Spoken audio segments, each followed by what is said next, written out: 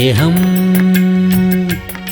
ദിവ്യസ്നേഹം, സ്നേഹം, ദിവ്യസ്നേഹം. ഇവിടെയായിരിക്കുന്ന നിങ്ങളാരെങ്കിലും മോഷണം ചെയ്തിട്ടുണ്ടോ? ചെയ്തിട്ടില്ലേ? ഞങ്ങളാരും തന്നെ ബാങ്ക് കൊള്ളയടിച്ചിട്ടില്ല. ഞങ്ങൾക്ക് അത്ര വലിയ ധൈര്യമൊന്നുമില്ല. എൻ്റെ പിതാവിൻ്റെ കയ്യിൽ നിന്ന് മോഷ്ടിക്കാമെന്ന് വെച്ചാൽ അദ്ദേഹത്തിനാണെങ്കിൽ കടഭാരമാണ്. എൻ്റെ ഭാര്യയുടെ മാലയെടുത്ത് വിൽക്കാമെന്ന് വെച്ചാൽ അത് പണ്ടേ വിൽക്കുവാനിടയായി എന്നാണോ നിങ്ങൾ പറയുന്നത്? 5 പൈസ എടുത്താലും അതൊരു മോഷണമാണ്. 5 കോടി എടുത്താലും മോഷണം തന്നെയാണ്. നിന്റേതല്ലാത്ത ഒരു വസ്തു നീ എടുത്തുകൊണ്ട് പോവുകയാണെങ്കിൽ, ഒരു സഭയിൽ ഒരു വ്യക്തി നല്ല സ്വർണ്ണ കളറൊക്കെ സൈഡിൽ പൂശിയതായ വളരെ മനോഹരമായൊരു ബൈബിൾ കാണുവാൻ ഇടയായി. അദ്ദേഹത്തിന് പരീക്ഷയെ ജയിക്കാൻ കഴിഞ്ഞില്ല. എന്താണ്? ആകർഷിക്കപ്പെട്ട് നോക്കി നിന്ന് അദ്ദേഹത്തിൻ്റെ പഴയ ബൈബിൾ അവിടെ വെച്ചിട്ട് ഈ ബൈബിൾ പെട്ടെന്ന് എടുത്തുകൊണ്ട് പോകാനിടയായി. എടുത്തുകൊണ്ട് പോയതിനു ശേഷം മനസ്സാക്ഷിയിൽ പറയുകയാണ്, അത് വേദപുസ്തകമാണല്ലോ, ദൈവത്തിൻ്റെ വചനമാണല്ലോ, വിശുദ്ധമായ മോഷണമാണല്ലോ. എങ്ങനെയുള്ള മോഷണമാണ്? വിശുദ്ധ വേദപുസ്തകം മോഷ്ടിച്ചാൽ വിശുദ്ധമായ മോഷണം. അങ്ങനെ 2-3 ദിവസം കഴിഞ്ഞിട്ട് സഭയുടെ എല്ലാവരുടെ മുൻപിൽ എഴുന്നേറ്റ് നിന്ന് പറഞ്ഞു, എനിക്ക് ബൈബിളിൻ്റെ മേൽ ആശ വരാനിടയായി. അങ്ങനെ ഞാൻ മോഷ്ടിക്കാനിടയായി എന്ന് എല്ലാവരുടെ മുൻപിൽ ഏറ്റുപറഞ്ഞ് തിരികെ കൊടുക്കാനിടയായി. നാം അബദ്ധത്തിൽ കുഴപ്പങ്ങളിൽ ചാടുന്നത് അല്ലെങ്കിൽ തെറ്റുകൾ ചെയ്യുന്നതൊക്കെ സ്വാഭാവികമാണ്. എന്നാൽ ആ തെറ്റ് ഏറ്റുപറയുന്നില്ല എങ്കിൽ, ആ തെറ്റിനു വേണ്ടി പശ്ചാത്തപിക്കുന്നില്ല എങ്കിൽ ദൈവസന്നിധിയിലേക്ക് നിന്റെ പ്രാർത്ഥന എത്തിച്ചേരുകയില്ല. തെറ്റ് ചെയ്യുക എന്നത് വലിയ കുറ്റമാണ്. എന്നാൽ ആ ചെയ്ത തെറ്റ് ഏറ്റുപറയാത്തത് അതിലും വലിയ കുറ്റമാണെന്ന് ഒരാൾ പറഞ്ഞു. തെറ്റു ചെയ്യുന്ന വ്യക്തി അത് ഏറ്റുപറയേണ്ടത് ആവശ്യമാണെന്ന് വചനം പറയുന്നു. ലംഘനം ചെയ്യുന്നവന് ശുഭം വരികയില്ലേ, എന്നാൽ അവ ഏറ്റുപറഞ്ഞ് ഉപേക്ഷിക്കുന്നവനോ കരുണ ലഭിക്കും. ഒരു തെറ്റ് ചെയ്ത് ഏറ്റുപറഞ്ഞിട്ട് വീണ്ടും ആ തെറ്റ് ചെയ്യുകയാണ് എങ്കിൽ, അറിഞ്ഞുകൊണ്ട് നീ തെറ്റ് ചെയ്യുമ്പോൾ അത് യേശുക്രിസ്തുവിൻ്റെ ശരീരത്തെ വീണ്ടും ക്രൂശിക്കുകയാണ്. അതുകൊണ്ട് നീ വളരെ ജാഗ്രതയോടെ ആയിരിക്കണം. ചില ആളുകൾ തെറ്റ് ചെയ്താൽ ക്ഷമിക്കപ്പെടും എന്ന് പറഞ്ഞുകൊണ്ട് അറിഞ്ഞുകൊണ്ട് വീണ്ടും തെറ്റുകൾ ചെയ്താൽ അതിൻ്റെ ഫലം, അതിൻ്റെ ശിക്ഷ, അതിൻ്റെ പ്രതിഫലം അനുഭവിക്കേണ്ടി വരും. കർത്താവ് തീർച്ചയായിട്ടും ക്ഷമിക്കും, എന്നാൽ പ്രതിഫലം അനുഭവിക്കേണ്ടി വരും. ദൈവസന്നിധിയിൽ വരുമ്പോൾ നിങ്ങൾ തന്നെ ശോധന ചെയ്യുക. ഞാൻ ആരുടേതെങ്കിലും എന്തെങ്കിലും എടുത്തിട്ടുണ്ടോ? എൻ്റേതല്ലാത്ത ഏതെങ്കിലും വസ്തു ആരുടേതെങ്കിലും എടുത്തിട്ടുണ്ടെങ്കിൽ അത് മോഷണമാണ്. എന്നാൽ ഞാൻ വലിയ മോഷണമൊന്നും ചെയ്തിട്ടില്ലാത്തത് കൊണ്ട്, ഞാൻ ബാങ്കൊന്നും കൊള്ളയടിച്ചിട്ടില്ലാത്തത് കൊണ്ട്, വലിയ കള്ളത്തരങ്ങളൊന്നും കാട്ടിയിട്ടില്ലാത്തത് കൊണ്ട് ഞാൻ മോഷ്ടാവല്ല എന്ന് പറഞ്ഞാൽ ഞാൻ ആർക്കും അന്യായം ചെയ്തിട്ടില്ല. നിങ്ങളിൽ ആർക്കൊക്കെ പറയാൻ കഴിയും ഞാനൊരു അന്യായവും ചെയ്തിട്ടില്ല എന്ന്? എൻ്റെ ഭാര്യയോട് അല്ലാതെ. നീ ഇഡ്ഡലി കഴിച്ചിട്ട് ഭാര്യയ്ക്ക് വാങ്ങിക്കൊണ്ട് വരാതിരുന്നുള്ളത് അന്യായമല്ലേ? നീ ബിരിയാണി പോയി കഴിച്ചിട്ട് ഭാര്യയോട് വന്നിട്ട് ആഹാരം കഴിച്ചിട്ടില്ല എന്ന് പറഞ്ഞാൽ അത് അന്യായമായ കാര്യമല്ലേ? അവൾ നിനക്ക് വേണ്ടി കാത്തിരുന്നിട്ട് ആഹാരമൊന്നും കഴിക്കാതെ കിടന്നുറങ്ങുമ്പോൾ അത് അന്യായമല്ലേ? നാം പലപ്പോഴും വിചാരിക്കാറുള്ളത് ഈ ചെറിയ ചെറിയ കാര്യങ്ങളൊന്നും വലിയ അന്യായമൊന്നുമല്ലെന്നേ. നിന്റെ ഉത്തരവാദിത്വം നീ നിർവഹിക്കുന്നില്ലെങ്കിൽ നീ അന്യായം ചെയ്യുന്നവനാണ്. നിന്റെ കടമ നീ ചെയ്യുന്നില്ലെങ്കിൽ നീ അന്യായം ചെയ്യുന്നവളാണ്. എന്നാൽ പലരും പറയാറുണ്ട്, ഞാനൊരു അധർമ്മവും ചെയ്തിട്ടില്ല, ഞാൻ വ്യഭിചാരം ചെയ്തിട്ടില്ല. എയ്ഡ്സ് വരുമെന്ന് ഭയന്നാണ് വ്യഭിചാരം ചെയ്യാത്തതെന്ന്, അതുകൊണ്ടാണ് ചെയ്യാത്തതെന്ന് പറയുന്നു.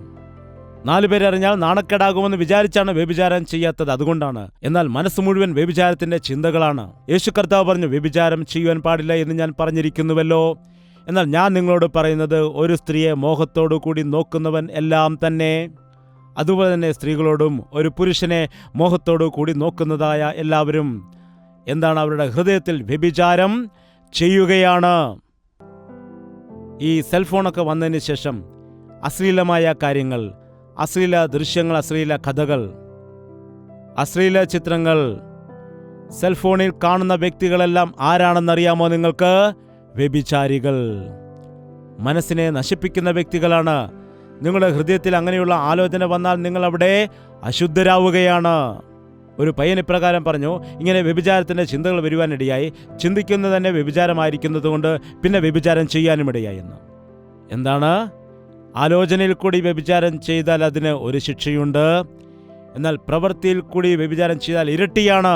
കാരണം മറ്റൊരു വ്യക്തിയെയും നീ നശിപ്പിക്കുകയാണ്. അതുകൊണ്ട് ഇരട്ടി ശിക്ഷയ്ക്ക് നീ യോഗ്യനാകുന്നു. എന്താണ് സംഭവിക്കുന്നത്? നിന്റെ ജീവിതം നീ നശിപ്പിക്കുന്നു, അതുപോലെ തന്നെ മറ്റൊരു വ്യക്തിയെയും നശിപ്പിക്കുകയാണ്. ഇവിടെ വേശ്യകളെയും വ്യഭിചാരികളെയും ദൈവം ന്യായം വിധിക്കുവാൻ ഇടയാകും. നിന്റെ ദൃഷ്ടിയിൽ നീ നീതിമാനാകുന്നു എന്നതല്ല, ദൈവദൃഷ്ടിയിൽ നീ എങ്ങനെയാകുന്നു എന്നതാണ് മനസ്സിലാക്കേണ്ടത്. വ്യഭിചാരികൾ മുതലായ ശേഷം മനുഷ്യരെ പോലെയോ, എന്താണ് പറയുന്നത്? ലോകത്തിലുള്ള മറ്റു ഒരു വ്യക്തികളെ പോലെയും അല്ല ഞാനാകുന്നവൻ എന്ന് പറയുന്നു. ലോകത്തിലുള്ള എല്ലാവരും നശിച്ചവരാണ്, എല്ലാവരും മോശപ്പെട്ടവരാണ്. ഞാൻ ഒരാൾ മാത്രമാണ് നീതിമാനായിട്ട് ജീവിക്കുന്നത്, നല്ലവൻ. ഞാൻ ഒരുവൻ മാത്രമാണ് നല്ലവനായി നേരുള്ളവനായി ജീവിക്കുന്നത് എന്ന് ചിന്തിക്കുന്നത് എത്ര അജ്ഞാനമാണെന്നറിയാമോ? എത്ര അവിവേകമാണെന്നറിയാമോ? എല്ലാം പറഞ്ഞിട്ട് അവസാനം പറയുകയാണ്, ചുങ്കക്കാരനെ നോക്കിക്കൊണ്ട്, ഈ ചുങ്കക്കാരനെ പോലെയും അല്ലാത്തതിനാൽ ഞാൻ നിന്നെ വാഴ്ത്തുന്നു കർത്താവേ എന്ന്, സ്തുതിക്കുന്നു എന്ന് പറഞ്ഞു. അതോടുകൂടി നിർത്തിയോ? 12-ാം വാക്യം. ആഴ്ചയിൽ 2 വട്ടം, ഞാൻ ദോഷമായ കാര്യങ്ങളൊന്നും ചെയ്യുന്നില്ല, നല്ല പ്രവൃത്തികൾ ഞാൻ ചെയ്യുന്നുണ്ട്. എന്താണെന്ന് വെച്ചാൽ ആഴ്ചയിൽ 2 വട്ടം, എന്താണ്? ആഴ്ചയിൽ 2 പ്രാവശ്യം ഞാൻ ഉപവസിക്കുന്നുണ്ട്. ഉപവാസ പ്രാർത്ഥന.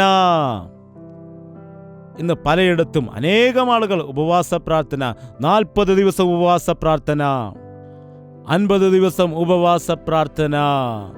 യഥാർത്ഥമായിട്ടും ഒരു വ്യക്തി 40 ദിവസം ഉപവസിച്ച് പ്രാർത്ഥിക്കുകയാണെങ്കിൽ, എനിക്കറിയാവുന്ന കാര്യമാണ്, അങ്ങനെയുള്ള ഉപവാസ പ്രാർത്ഥന പരിശുദ്ധാത്മാവിൻ്റെ സഹായത്തോടെ നാം ചെയ്താൽ, അങ്ങനെയുള്ള ഉപവാസ പ്രാർത്ഥനകൾ നമ്മുടെ രാജ്യത്തിലുള്ളതായ സഭകളിൽ നടന്നാൽ, ഈ സമയത്തേക്ക് നമ്മുടെ ഭാരത രാജ്യം മുഴുവൻ സുവിശേഷത്തിൻ്റെ ഉണർവിനാൽ നിറയുമായിരുന്നു. ചർച്ചുകൾ ശൂന്യമായി കിടക്കുകയില്ലായിരുന്നു, നിറഞ്ഞു കവിഞ്ഞേനേയും. ആലയത്തിലേക്ക് വരുന്ന വിശ്വാസികളെന്ന് പറയുന്നതായ ആളുകൾ വിശ്വാസവും ഉറപ്പും ധൈര്യവും ഇല്ലാത്തവരല്ലാതെ, ആചാര അനുഷ്ഠാനങ്ങൾ മാത്രം ചെയ്യുന്നവരല്ലാതെ, കർത്താവിൻ്റെ രാജ്യത്തിനു വേണ്ടി കത്തി ജ്വലിക്കുവാൻ ഇടയായേനെ. നിങ്ങൾ ഉപവസിക്കുന്നെങ്കിൽ ആരോടും പറയരുത് എന്ന് കർത്താവ് പറഞ്ഞിരിക്കുന്നു. ഉപവാസത്തെക്കുറിച്ച് എന്തിനാണ് പരസ്യം ചെയ്യുന്നത്? ഉപവാസത്തെക്കുറിച്ച് മറ്റുള്ളവരോട് വിളിച്ചു പറയുന്നതിൻ്റെ കാര്യം എന്താണ്? ഉപവാസത്തെക്കുറിച്ച് സ്വയം പുകഴ്ത്തേണ്ടതായ കാര്യം എന്താണുള്ളത്? മത്തായിയുടെ സുവിശേഷം നമുക്ക് നോക്കാം, 6-ാം അധ്യായം 16-ാമത്തെ വാക്യം. ഉപവസിക്കുമ്പോൾ നിങ്ങൾ കപടഭക്തിക്കാരെ പോലെ വാടിയ മുഖം കാണിക്കരുത്. അവർ ഉപവസിക്കുന്നത് മനുഷ്യർക്ക് വിളങ്ങേണ്ടതിന് മുഖം, എന്താണ് പറയുന്നത്? മുഖം വിരൂപമാക്കുന്നു. ആർക്കു വേണ്ടിയാണ് നീ ഉപവസിക്കുന്നത് പ്രിയ സഹോദരാ? മനുഷ്യരെ കാണിക്കുന്നതിന് വേണ്ടിയാണോ? മനുഷ്യരെ അറിയിക്കുന്നതിനാണോ? ഇന്ന് ദൈവദാസൻ 40 ദിവസം ഉപവാസം ഇരിക്കുന്നുണ്ട്, സ്വർഗീയ ശക്തിയെ ഭൂമിയിലേക്ക് ഇറക്കുവാൻ ഇടയായി. ഈ സഭ വളരെ ശ്രേഷ്ഠമായ സഭയാണ്. സഭയിൽ മുടങ്ങാതെ ഉപവാസ പ്രാർത്ഥനകൾ നടക്കുന്നുണ്ട്. സഭയിലെ എല്ലാവരും ഉപ്പുമാവ് കഴിച്ചിട്ട് ഉപവാസം ഇരിക്കുമെന്നാണ്. എന്താണ്? ഉപ്പുമാവ് കഴിച്ചിട്ടാണോ? ഞാൻ ശ്രദ്ധിച്ച കാര്യമാണ്, ഉപവസിക്കുന്നു എന്ന് പറയുന്ന ആളുകൾ ഉച്ചയ്ക്ക് കൂടുതൽ ഭക്ഷണം കഴിക്കും, അതിനുശേഷം പ്രാർത്ഥിച്ചിട്ട് വീണ്ടും കഴിക്കുവാനിടയാകും. എന്താണ് കറി? മീൻ കറിയാണ്. അയ്യോ, ഉപവസിക്കാൻ വേണ്ടി തീരുമാനിച്ചു, ഏതായാലും നാളെ ഉപവസിക്കാം, ഇന്ന് ഏതായാലും ചോറ് കഴിച്ചേക്കാം എന്ന് പറയുന്നവർ. നാളെ ഉപവസിക്കാം എന്ന് പറയുന്നു, നാളേക്കാകട്ടെ എന്ന് പറയുന്നു. ഉപവസിക്കുക എന്ന് പറഞ്ഞാൽ നിന്നെ തന്നെ നീ ഒരുക്കുന്നതാണ്, നിന്നെ തന്നെ നീ നിയന്ത്രിക്കുന്നതാണ്, നിന്നെ തന്നെ നീ വരുതിയിൽ കൊണ്ടുവരുന്നതാണ്. നിന്റെ ഇഷ്ടങ്ങളൊക്കെ വേണ്ട എന്ന് പറയുന്നതാണ്. നിന്റെ മനസ്സ് ദൈവസന്നിധിയിൽ ഏൽപ്പിച്ചു കൊടുക്കുന്നതാണ് ഉപവാസം. മനുഷ്യർക്ക് വേണ്ടി ഉപവസിക്കാൻ പാടില്ല. ദേവദാസൻ എന്തു പറയുമല്ലോ എന്ന് വിചാരിച്ചൊരിക്കലും ഉപവാസ പ്രാർത്ഥനയ്ക്ക് വരല്ല. എൻ്റെ പിതാവ് രക്ഷിക്കപ്പെട്ട ആ കാലത്ത് ഞങ്ങളുടെ കുടുംബത്തിൽ എല്ലാ വ്യക്തികളും ഒരു ദിവസം ഉപവസിക്കാൻ ഇടയാകുമായിരുന്നു. ഞങ്ങൾ മക്കൾ അടുക്കളയിൽ ചെന്നാൽ അമ്മ അവിടെ നിന്ന് ഓടിക്കുമായിരുന്നു. വീട്ടിൽ ഉപവസിക്കുന്ന ആ ദിവസം അടുപ്പ് കത്തിക്കാൻ പാടില്ല. രാവിലെ ചായയോ കാഫിയോ ഉച്ചയ്ക്ക് ഊണോ ഒന്നും തന്നെ ഇല്ലായിരുന്നു. 11 വയസ്സുള്ള പയ്യനും 8 വയസ്സുള്ള കുട്ടിയും ഉപവസിക്കേണ്ടിയിരുന്നു ആ ദിവസം. മാനസാന്തരപ്പെടുന്നതിന് മുൻപ് ഉപവസിക്കുന്നത് വളരെ കഷ്ടമല്ലേ? വയറ്റിൽ വലിയ തീ കത്തുമായിരുന്നു അന്ന് വിശപ്പിനാൽ. ഞങ്ങൾ മക്കളെല്ലാം പിന്നെ ഒത്തുകൂടിയിട്ട് ഞങ്ങളുടെ അപ്പൻ ഉറങ്ങുന്ന സമയത്ത് അടുക്കളയിൽ കയറിയിട്ട് ആ ടിന്നുകളിൽ എന്തെങ്കിലും ഉണ്ടോ എന്ന് നോക്കുമ്പോൾ ഒന്നും തന്നെ കിട്ടുകയില്ലായിരുന്നു. അവസാനം ഞങ്ങൾ പഞ്ചസാര ടിന്ന് എടുത്തുകൊണ്ട് കുറച്ച് പഞ്ചസാരയെങ്കിലും തിന്നാമെന്ന് വിചാരിക്കുമ്പോൾ ആരാടാ അടുക്കളയിൽ കയറിയിരിക്കുന്നതെന്ന് അപ്പൻ ചോദിക്കും. അപ്പനെ ഓർത്താണ് ഞങ്ങൾ ഉപവസിച്ചത്, അല്ലാതെ ഞങ്ങൾക്ക് വേണ്ടി ഉപവസിച്ചില്ലായിരുന്നു. ഈ കാലത്തും കുഞ്ഞുങ്ങളെ ഉപവസിക്കുന്നതിന് വേണ്ടി നിർബന്ധിക്കുന്ന ആളുകളുണ്ട്. ഞാൻ ഒരിക്കലും അതിനോട് യോജിക്കുന്നില്ല. ഉപവസിക്കുമോ ഇല്ലയോ? നീ ഉപവസിക്കുന്നുണ്ടോ ഇല്ലയോ പറയുക. അമ്മയോട് കത്തെഴുതിക്കൊണ്ട് വരിക. ഇപ്പോൾ ഉപവാസ പ്രാർത്ഥനയ്ക്ക് ആളുകൾ വരുമ്പോൾ നീ തിന്നിട്ടാണോ തിന്നാതെയാണോ വന്നത്? നീ ഒന്ന് ഊതി കാണിച്ചേ ഇപ്പോൾ. മദ്യപിക്കാൻ പാടില്ല എന്ന് പറഞ്ഞു വന്നിട്ട് ഇവിടെ കൊണ്ട് ഊതിച്ചു നോക്കുകയാണ്. എന്നാൽ അത് പാലിക്കുന്ന എത്ര ആളുകളുണ്ട്? മിക്ക ആളുകളും നോക്കുമ്പോൾ മദ്യപിക്കുകയും മദ്യപിച്ചിട്ട് അവർ വാഹനം ഓടിക്കുകയും ചെയ്യുന്നത് ഇന്ന് സാധാരണമായിരിക്കുന്നു. എന്താണ്? ഈ ലോകത്തിലുള്ള നിയമങ്ങളെപ്പോലെ വേദപുസ്തകത്തിൽ നിയമങ്ങൾ വെച്ചാൽ അത് പാലിക്കാൻ കഴിയില്ല. പഴയ നിയമത്തിലാണ് നിയമങ്ങളുള്ളത്. പുതിയ നിയമത്തിലേക്ക് വരുമ്പോൾ അത് കൃപയാണ്. അത് മനസ്സാക്ഷിയിൽ അറിയേണ്ടതാണ്. ഉപവസിക്കുന്നതായ സമയത്ത് അത് എപ്പോഴും ഞാൻ ഉപവസിക്കുകയാണ്, ഞാൻ ഉപവസിക്കുന്നുവെന്ന് മനുഷ്യരോട് എപ്പോഴും പറയേണ്ട കാര്യമില്ല. നീ ഉപവസിക്കുമ്പോൾ എന്താണ് ചെയ്യേണ്ടത്? നീ ഉപവസിക്കുമ്പോൾ മനുഷ്യർക്കല്ല, രഹസ്യത്തിലുള്ള നിന്റെ പിതാവിന് വിളങ്ങേണ്ടതിന് തലയിൽ എണ്ണ തേച്ച് മുഖം കഴുകുക. നീ ഉപവസിക്കുന്നതായ സമയത്ത് നിന്റെ തലയിൽ എണ്ണ തേച്ച് നിന്റെ മുഖം കഴുകിക്കൊണ്ട്, അല്ലാതെ ഉപവസിക്കുന്ന സമയത്ത് വളരെ ക്ഷീണത്തോടെ വന്നിട്ട് എന്താണ് ഇങ്ങനെ ഇരിക്കുന്നത്? ഉപവസിക്കുകയാണ്. എന്തൊരു ഉപവാസമാണ്!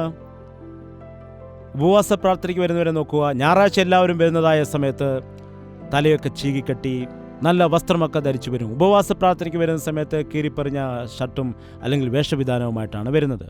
അല്ലെങ്കിൽ ആ ബെനിനോ ലുങ്കിയൊക്കെ കൊടുത്തായിരിക്കും വരുന്നത്. എന്നാൽ ഓഫീസിൽ പോകുമ്പോൾ ടിപ്പ് ടോപ്പായിട്ട് പോകും. ഉപവാസ പ്രാർത്ഥനയ്ക്ക് പോകുമ്പോൾ കരഞ്ഞ മുഖമായിട്ട് പോകണമെന്ന് ആരും പറയുന്നില്ല. തലയൊക്കെ കഴുകിയിട്ട് ഫ്രഷായിട്ട് പോകണമെന്നാണ്. ദൈവസന്നിധിയിലാണെന്നുള്ള ഓർമ്മ നിങ്ങൾക്കുണ്ടായിരിക്കണം. നിങ്ങൾ പെണ്ണ് കാണാൻ പോകുന്ന സമയത്ത് എങ്ങനെയാണ് പോകുന്നത്?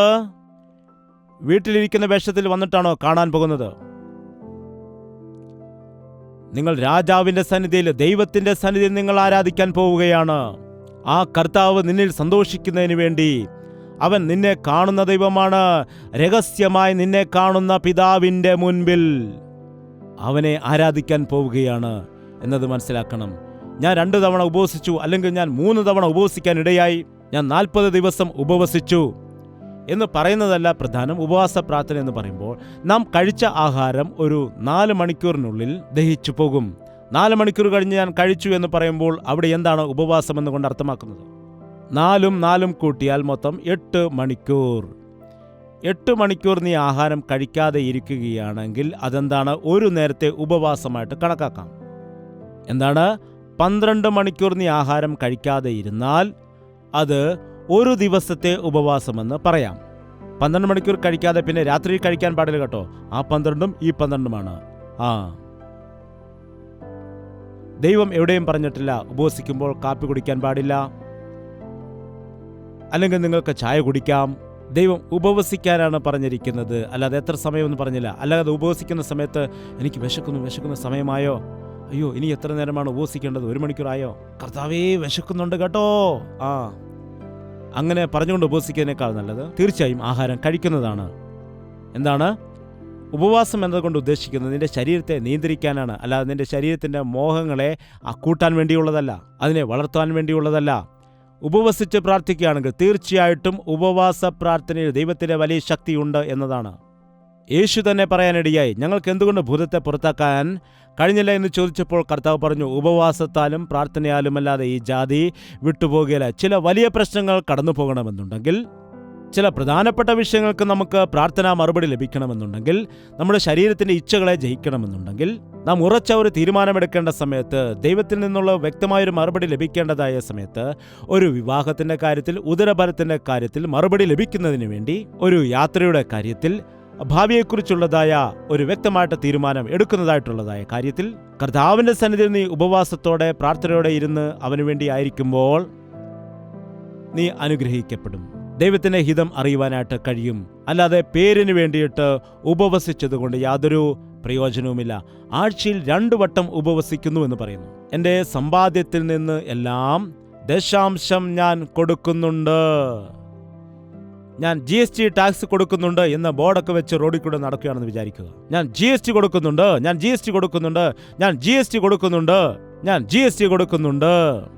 എന്ന് കാണുന്നവരോടെല്ലാം വിളിച്ചു പറഞ്ഞു നടന്നാൽ എന്താണ് വിചാരിക്കുന്നത്? എന്താണ് പറയുന്നത് അവർ? നീ കൊടുത്തെന്ന് പറയുന്നു. ഇന്ത്യൻ പൗരന്മാർ എല്ലാവരും കൊടുക്കേണ്ടതാണ്. ഇന്ത്യൻ സിറ്റിസൺസ് എല്ലാവരും അടയ്ക്കേണ്ടതാണിത്. നിന്റെ കടമയാണ് നീ ചെയ്തുകൊണ്ടിരിക്കുന്നത്.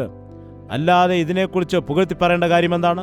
ഞാൻ ദശാംശം കൊടുക്കുന്നുണ്ട് എന്ന് പറഞ്ഞാൽ വലിയ ഭക്തനാണെന്നോ സ്പെഷ്യൽ ഭക്തനാണെന്നാണോ അതുകൊണ്ട് അർത്ഥമാക്കുന്നത്? എന്താണ്? അനേകം ആളുകൾ ഈ വിഷയത്തിൽ വിശ്വസ്തത കാണിക്കുന്നില്ല. അല്പസ്വല്പമാണ് കൊടുക്കുന്നത്. ചിലർ ക്രമമായിട്ട് കൊടുക്കുന്നതനുസരിച്ച് ദൈവം എനിക്ക് പകരം അനുഗ്രഹം തന്നില്ല എന്ന രീതിയിൽ ഒരു രീതിയിലുള്ള അഹംഭാവത്താൽ ഗർവത്താൽ ആയിരിക്കുക എന്നത് അറിവില്ലായ്മയാണ്. ദശാംശം ദൈവത്തിന്റെ അവകാശമാണ്. അത് ഇഷ്ടം പോലെ നിങ്ങൾ തട്ടിയെടുത്തുകൊള്ളുക. എന്താണ് ദശാംശം? നിങ്ങൾ എങ്കിൽ നിന്ന് മോഷ്ടിക്കുകയാണ് ചെയ്യുന്നത് എന്ന് പറഞ്ഞപ്പോൾ ഞങ്ങളെപ്പോൾ മോഷ്ടിച്ചു? അതായത് നിങ്ങൾ ദശാംശവും സ്തോത്രകാഴ്ചയും കൊടുക്കാതിരിക്കുന്നത് കൊണ്ട് മോഷണമാണ് ചെയ്യുന്നത്. ഈ വിഷയത്തെക്കുറിച്ച് അനേകരും തർക്കിക്കുന്നതാണ്. എന്നാൽ ഇത് നിനക്കും നിന്റെ ദൈവവുമായിട്ടുള്ള ബന്ധമാണ്, നിനക്കും നിന്റെ സഭയുമായിട്ടോ ദൈവദാസനുമായിട്ടുള്ള കാര്യം അല്ല. നീ കൊടുക്കുന്നത് ദൈവത്തിന്റെ ദാസനല്ല, ദൈവത്തിന് തന്നെയാണ്. അതുകൊണ്ട് ഇതിനെക്കുറിച്ച് പുകഴുവാനോ ഇതിനെക്കുറിച്ച് എല്ലാവരോടും പുകഴ്ത്തി പറഞ്ഞു നടക്കുവാനോ ഉള്ള അവകാശം ഇല്ല. അതല്ല ഭക്തിയുടെ അടയാളം. ഇത് സ്വാഭാവികമായും നാം ചെയ്യേണ്ട കാര്യമാണ്. ദശാംശം കൊടുക്കുന്ന വിഷയത്തിൽ നമ്മുടെ വരുമാനത്തിൽ നിന്ന് പരീശന്മാർ വളരെ കൃത്യനിഷ്ഠയുള്ളവരായിരുന്നു. ദശാംശത്തിന്റെ കാര്യത്തിൽ ദൈവം അവരെ പുകഴ്ത്തിയോ? മത്തായിയുടെ സുവിശേഷം 23:23 വായിക്കുക. മത്തായി 23:23. കപട ഭക്തിക്കാരായ ശാസ്ത്രിമാരും പരീശന്മാരുമായുള്ളവരെ, നിങ്ങൾക്കു കഷ്ടം. നിങ്ങൾ തുളസി, ചതക്കുപ്പ, ജീരകം ഇവയിൽ പദാരം കൊടുക്കുകയും. നോക്ക്, ഇവർ എത്ര ശ്രേഷ്ഠതയുള്ളതായ ആളുകളാണ്. ഇവർ ഏതിലൊക്കെയാണ് ദശാംശം കൊടുക്കുന്നത്? ഇവർ തുളസിയിലും ജീരകത്തിലും ചതക്കുപ്പയിലും. ഒരു ദിവസം ഒരു ഉൾഗ്രാമത്തിലേക്ക് എന്നെ ഒരു പ്രസംഗത്തിന് വേണ്ടി ക്ഷണിക്കുവാൻ ഇടയായി. ആ ചർച്ചിൽ വരുന്നതായ ആളുകളെല്ലാം കൊണ്ടുവരുന്ന സാധനങ്ങൾ കണ്ടപ്പോൾ എനിക്ക് അതിശയമുണ്ടായി. അവർ ജീരകം കൊണ്ടുവരുന്നു, കടുക് കൊണ്ടുവരുന്നു, അതുപോലെ പച്ചമുളക്, മല്ലിപ്പൊടി, അതുപോലെ മുളക് പൊടി, എല്ലാത്തിലും ദശാംശം കൊടുക്കുന്നുണ്ട്. എല്ലാത്തിൻ്റെയും ദശാംശം എടുത്തിട്ട് ചെറിയ ചെറിയ കെട്ടുകളിലാക്കി സഞ്ചിയിലാക്കിയിട്ട് കൊണ്ടുവരികയാണ്. അപ്പോൾ എത്ര വലിയ ഭക്തന്മാരാണ്! എന്താണ്? ചില ആളുകൾ വളരെ നിസ്സാര കാര്യത്തിൽ പോലും വളരെ കൃത്യത ഉള്ളവരായിരിക്കും. എന്നാൽ ദൈവം ഇഷ്ടപ്പെടുന്നത് നിന്റെ ഹൃദയമാണ്, നുറുക്കമുള്ളതായ ഹൃദയം. നീ പൂർണ്ണ മനസ്സോടുകൂടി തന്നെയാണ് ദൈവത്തിന് കൊടുക്കേണ്ടത്. അല്ലാതെ ആചാരമായി പേരിന് വേണ്ടി ദൈവത്തിന് കൊടുക്കുന്നത് കൊണ്ട് ഒരു പ്രയോജനവുമില്ല. എന്താണ് പരീശന്മാരോട് പറയുന്നത്? നിങ്ങൾ തുളസി, ചതക്കുപ്പ, ജീരകം ഇവയിൽ പദാരം കൊടുക്കുകയും ന്യായം, കരുണ, വിശ്വസ്തത ഇങ്ങനെ ന്യായപ്രമാണത്തിൽ ഘനമേറിയവ ത്യജിച്ചു കളയുകയും ചെയ്യുന്നു എന്നാണ് പറയുന്നത്. വിശ്വാസികൾക്ക് പ്രധാനം എന്താണ്? ന്യായം, കരുണ, അതുപോലെ വിശ്വസ്തത.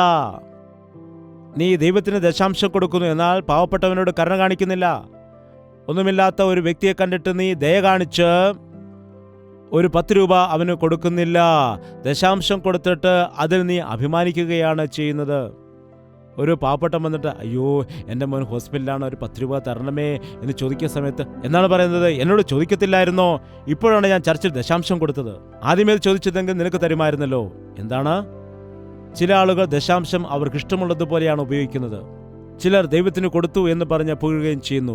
എന്നാൽ ദൈവം എന്താണ് പറയുന്നത്? നമ്മുടെ ജീവിതത്തിലെ കരുണയും ന്യായവും ദയ കാണിക്കുകയും ചെയ്യുന്നതൊക്കെ അതാണ് ദൈവം ആഗ്രഹിക്കുന്നത്. ദൈവം ആഗ്രഹിക്കുന്നത് നുറുക്കമുള്ളതായ ഒരു ഹൃദയത്തെയാണ്. വിശ്വാസമുള്ളതായ ഹൃദയം, വിശ്വാസത്തിന്റെ കർത്താവായ യേശുവിലേക്ക് നോക്കിക്കൊണ്ട് നമ്മുടെ മുൻപിൽ വെച്ചിരിക്കുന്നതായ ഓട്ടം വിശ്വസ്തയോടെ ഓടണമെന്ന് പറയുന്നു. അത് ചെയ്യാതിരിക്കുകയും ഇവ ചെയ്യുകയും ചെയ്യുന്നു. ദശാംശത്തിനെ കുറിച്ച് പഴയ നിയമത്തിലാണ് എഴുതിയിരിക്കുന്നത്, പുതിയ നിയമത്തിൽ എഴുതിയിരിക്കുന്നില്ല. ഇതൊക്കെ ദൈവദാസന്മാർ അടിച്ചു മാറ്റാൻ വേണ്ടി ചെയ്യുന്നതാണ് എന്നൊക്കെ വലിയ കുഴപ്പങ്ങൾ, തർക്കങ്ങൾ ഉണ്ടാകാറുണ്ട് പലപ്പോഴും. ദൈവദാസന്മാർക്കല്ല നിങ്ങൾ ദശാംശം കൊടുക്കുന്നത്. ദൈവദാസന്മാർക്ക് നിങ്ങൾ ദശാംശം കൊടുക്കാൻ പാടില്ല.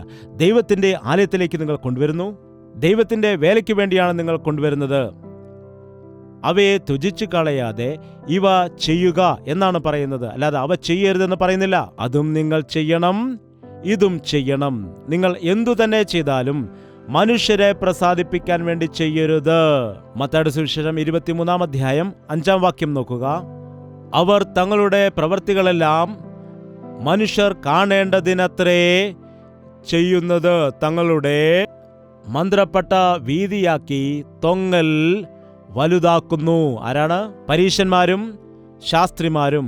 അത്താഴത്തിൽ പ്രധാന സ്ഥലവും പള്ളിയിൽ മുഖ്യാസനവും അങ്ങാടിയിൽ വന്ദനവും മനുഷ്യർക്ക് റബ്ബി എന്ന് വിളിക്കുന്നതും അവർക്ക് പ്രിയമാകുന്നു. അവരെങ്ങനെയാണ്? പറയുക മാത്രമേ ഉള്ളൂ, ചെയ്യുകയില്ല. ഇതാണ് പരീശന്മാരുടെ സ്വഭാവം. ഇന്ന് ആലയത്തിൽ ഇങ്ങനെയുള്ള പരീശന്മാർ അനേകം ആളുകൾ ഉണ്ട്. ഇങ്ങനെയുള്ള അനേകം ആളുകൾ സഭയിൽ ഉണ്ട്. അവർ പറയുമെന്നാൽ ചെയ്യുകയില്ല. നിങ്ങൾ മുഴങ്കാൽ മടക്കി പ്രാർത്ഥിക്കാൻ പാസ്റ്റർ പറയുമെന്നാൽ പാസ്റ്റർ അങ്ങനെ പ്രാർത്ഥിക്കില്ല. നിങ്ങൾ ഉപവസിക്കാൻ പറയുമെന്നാൽ അദ്ദേഹം ഉപവസിക്കില്ല. നിങ്ങൾ ദശാംശം കൊടുക്കാൻ വേണ്ടി പറയുമെന്നാൽ അദ്ദേഹം ദശാംശം കൊടുക്കില്ല. എന്താണ്? ഇവ പറയുകയല്ലാതെ അവർ ചെയ്യുകയില്ല. ഒരുപക്ഷെ അവർ ചെയ്യുകയാണെങ്കിൽ ആർക്കു വേണ്ടിയാണ് അവർ ചെയ്യുന്നത്? മനുഷ്യർ കാണേണ്ടതിനു വേണ്ടി ഈ പണികളെല്ലാം ചെയ്യുവാനിടയാകും. മനുഷ്യർ കാണണം. ഇതുപോലെ ഒരു ദൈവസഭയിൽ ഒരു പ്രായമുള്ള മനുഷ്യൻ ഒരു ദിവസം എഴുന്നേറ്റ് നിന്ന്, അദ്ദേഹം അന്നാണ് ആദ്യമായിട്ട് വരുന്നത്, ചർച്ചിൽ പായില്ലാതിരിക്കുന്നത് കണ്ടിട്ട് എല്ലാവരുടെ മുൻപിൽ എഴുന്നേറ്റ് നിന്നിട്ട്, പാസ്റ്ററെ, ചർച്ചിലൊരു പാ പോലും ഇല്ലല്ലോ, ഇതാ ഈ 2000 രൂപ വാങ്ങിച്ചിട്ട് പാ പോയി വാങ്ങിക്കുക എന്ന് പറഞ്ഞു. 2000 രൂപ തികയില്ല, 20,000 രൂപ തരണം സാർ എന്നല്ലേ പാസ്റ്റർ പറയേണ്ടത്? ബ്രദർ, ഇരിക്കൂ ഇരിക്കൂ എന്ന് പറഞ്ഞു. നിങ്ങൾക്ക് മാനസാന്തരമില്ല. നിങ്ങൾ തരുന്ന പണം കൊണ്ട് പാ വാങ്ങിച്ചാൽ വരുന്ന ആളുകളും മാനസാന്തരപ്പെടുകയില്ല, ഇരിക്കൂ എന്ന് പറഞ്ഞു. ഇന്ന് അങ്ങനെ പറയുന്ന വ്യക്തികളുണ്ടോ? ഈ കാലത്തെന്ന് ആര് തന്നാലും കുഴപ്പമില്ല, പണമല്ലേ എന്ന് പറഞ്ഞു വാങ്ങിക്കും. നിന്റെ ഹൃദയം ദൈവത്തിന്റെ സന്നിധിയിൽ നേരില്ലാത്തത് കൊണ്ട് ഇതിൽ നിനക്ക് പങ്കുചേരുവാൻ പാടില്ല. ദൈവത്തിന് വേണ്ടത് നിന്റെ ഹൃദയമാണ്.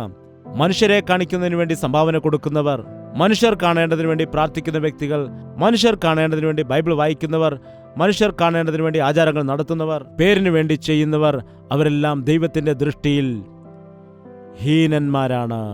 നമുക്ക് എഴുന്നേറ്റ് നിൽക്കാം. എല്ലാവർക്കും പ്രാർത്ഥിക്കാം. ഈ ദിവസം എല്ലാ വ്യക്തികളും യേശുവിന് വേണ്ടി നിൽക്കണം. ആലയത്തിന് മേൽ അവന്റെ ദൃഷ്ടിയുണ്ട്. അവൻ നിന്നെ തന്നെ തീക്ഷണമായി നോക്കുന്നു.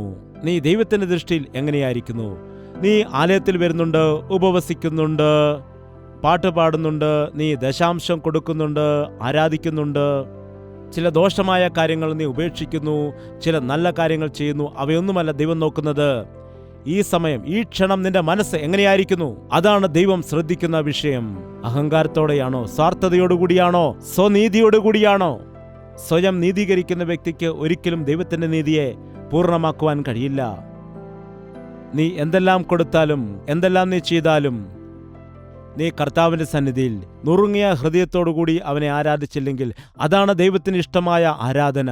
നന്ദി നിറഞ്ഞ ഹൃദയത്തോടെ സ്തുതിയോടെ, കർത്താവേ, ഞാൻ എന്തായിരിക്കുന്നു അത് നിന്റെ കൃപ കൊണ്ട് മാത്രമാണ് എന്ന് പറഞ്ഞ് കർത്താവിന് സമർപ്പിക്കാം. എല്ലാവർക്കും വായ് തുറന്ന് പ്രാർത്ഥിക്കാം. പരിശുദ്ധനായ സ്നേഹമുള്ള പിതാവേ, ഒരിക്കൽ കൂടി ഇവിടെ കടന്നു വന്നിരിക്കുന്ന നിന്റെ മക്കളെ നീ നോക്കണമേ. നിന്റെ സന്നിധിയിലായിരിക്കുന്ന ഞങ്ങളെ നീ ദർശിക്കണമേ. ഞങ്ങളിലെ പരീക്ഷ ഭക്തി എടുത്തു മാറ്റണമേ. ഞങ്ങളിലെ സ്വനീതികളെ എടുത്തു മാറ്റണമേ. നീ വെറുക്കുന്നതായ അഹങ്കാരത്തിന്റെ മനസ്സിനെ മാറ്റണമേ. ഞങ്ങളെ തന്നെ നീതീകരിക്കുകയും പുകഴ്ത്തുകയും ചെയ്യുന്ന സ്വഭാവം നീ മാറ്റണമേ കർത്താവേ. നുറുങ്ങിയിരിക്കുന്ന ഒരു ഹൃദയം ഞങ്ങൾക്ക് നൽകണമേ. വിശ്വാസമുള്ള ഒരു ഹൃദയം ഞങ്ങൾക്ക് നൽകണമേ. നല്ലൊരു പ്രാർത്ഥനാ ജീവിതം ഞങ്ങൾക്ക് നൽകണമേ. ഞങ്ങൾ ചെയ്യേണ്ടുന്ന കാര്യങ്ങളെല്ലാം ചെയ്യുവാൻ ഞങ്ങളെ സഹായിക്കണമേ. ചെയ്യരുതാത്ത കാര്യങ്ങളെല്ലാം ഉപേക്ഷിക്കുവാൻ ഞങ്ങളെ സഹായിക്കണമേ. കർത്താവേ, നിന്റെ വലിയ ഉണർവ് ഞങ്ങൾക്ക് നൽകണമേ. മറ്റുള്ള വ്യക്തികളെ നിസ്സാരന്മാരായി കാണുന്ന മനസ്സ് നീ മാറ്റണമേ. തള്ളിക്കളയുന്ന മനസ്സ് മാറ്റണമേ അപ്പ. അവരെ തള്ളിക്കളയുന്ന മനസ്സ് മാറ്റണമേ. മറ്റുള്ള വ്യക്തികളെ ഞങ്ങളെക്കാൾ ശ്രേഷ്ഠരെന്ന് എണ്ണുന്നതായ മനസ്സ് ഞങ്ങൾക്ക് നൽകണമേ. ഗുരുവും കർത്താവുമായിരിക്കുന്ന ഞാൻ തന്നെ നിങ്ങളുടെ പാദങ്ങൾ കഴുകുന്നു, നിങ്ങളും പരസ്പരം പാദങ്ങൾ കഴുകുക എന്ന് കർത്താവെ നീ പറഞ്ഞു. അങ്ങനെയുള്ളതായ സ്വഭാവം ഞങ്ങൾക്ക് നൽകണമേ. മനുഷ്യപുത്രൻ വന്നത് ശുശ്രൂഷ ചെയ്യിപ്പിക്കുവാൻ അല്ല, ശുശ്രൂഷ ചെയ്യുന്നതിന് വേണ്ടിയാണ് വന്നതെന്ന് പറഞ്ഞതുപോലെ നിന്റെ ദാസന്മാരായിരിക്കുന്നതായ ഞങ്ങൾ എല്ലാവരും മറ്റുള്ളവരെ ശുശ്രൂഷിക്കുന്നതിന് വേണ്ടിയുള്ള, ദൈവത്തിന്റെ ആലയത്തിൽ ശുശ്രൂഷ ചെയ്യുവാനുള്ളതായ, ദൈവത്തിന് വേണ്ടി ജീവിക്കുവാനുള്ളതായ ആഗ്രഹം ഞങ്ങൾക്ക് നൽകണമേ. ഞങ്ങളുടെ പ്രാർത്ഥനകൾ ഹൃദയത്തിൽ നിന്ന് ഉയരുന്ന നിലവിളികൾ ആകട്ടെ, ഹൃദയത്തിൽ നിന്ന് ഉയരുന്ന ഞരക്കങ്ങൾ ആകട്ടെ. കർത്താവേ, ഞങ്ങളുടെ ജീവിതത്തിൽ അല്പം പോലും അഹങ്കാരത്തിന് ഇടം കൊടുക്കാതെ നീ ഞങ്ങളെ അനുഗ്രഹിക്കുമ്പോഴും ഞങ്ങളെ ഉയർത്തുമ്പോഴും ഞങ്ങളെ തന്നെ താഴ്ത്തിക്കൊണ്ട് നിന്നാൽ അനുഗ്രഹിക്കപ്പെടുവാൻ ഞങ്ങളെല്ലാവരെയും സഹായിക്കണമേ. നിന്റെ എല്ലാ അനുഗ്രഹത്താലും ഞങ്ങളെ ഇവിടെ നിന്ന് അയക്കണമെന്ന് യേശുക്രിസ്തുവിന്റെ നാമത്തിൽ അപേക്ഷിക്കുന്നു പിതാവേ. ആമേൻ. യേശുവേ യേശുവേ യേശുവേ യേശുവേ യേശുവേ യേശുവേ യേശുവേ യേശുവേ നിന്നെ നിന്നെ എന്നും ഞാൻ സേവിക്കും. നീ മാത്രം രാജാവെന്നും. നിന്നെ നിന്നെ എന്നും ഞാൻ സേവിക്കും. നീ മാത്രം രാജാവെന്നും. യേശുവേ യേശുവേ യേശുവേ യേശുവേ യേശുവേ യേശുവേ യേശുവേ യേശുവേ യേശുവേ യേശുവേ